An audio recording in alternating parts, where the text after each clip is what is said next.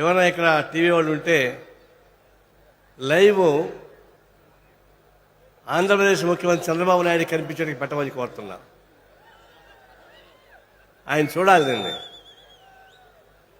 Communism లేదు, socialism లేదు, tourism అని చెప్పిన పెద్ద మనిషి ఎవరు ఉంటే ఆంధ్రప్రదేశ్ ముఖ్యమంత్రి చంద్రబాబు నాయుడు గారు. ఆయన కనుక చూడమని చెప్పండి.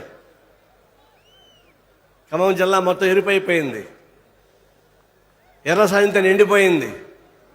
ఇప్పుడు చెప్పండి, చంద్రబాబు నాయుడు కమ్యూనిజం లేదా?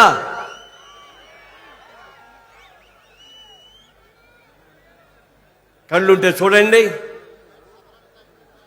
మీ కళ్ళతో చూడండి,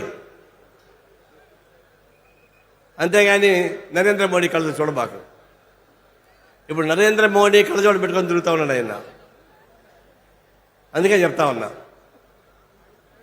ఈరోజు అంతర్జాతీయ స్థాయిలో టెర్రరిస్ట్ కానీ క్రిమినల్స్ కానీ ఉన్నాడంటే దానికి ట్రంప్ ప్రధాన కారణం.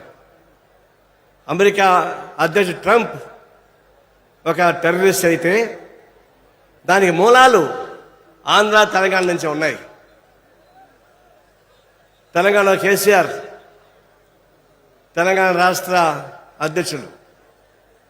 ఆయన ఇప్పుడు ఎవరి పక్క ఉన్నాడు? బీజేపీ మూతులు లాగుతూ ఉన్నాడు.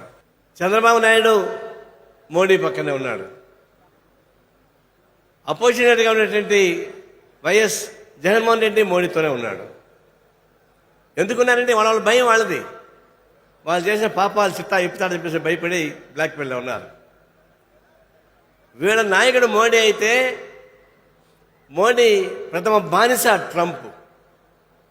ట్రంప్కు బానిసగా ఉన్నటువంటి మోడీకి పెంపుడు కుక్కలుగా ఉన్నటువంటి వీళ్ళు కలిసి ప్రపంచాన్ని అతలాకుతం చేస్తూ ఉన్నారు.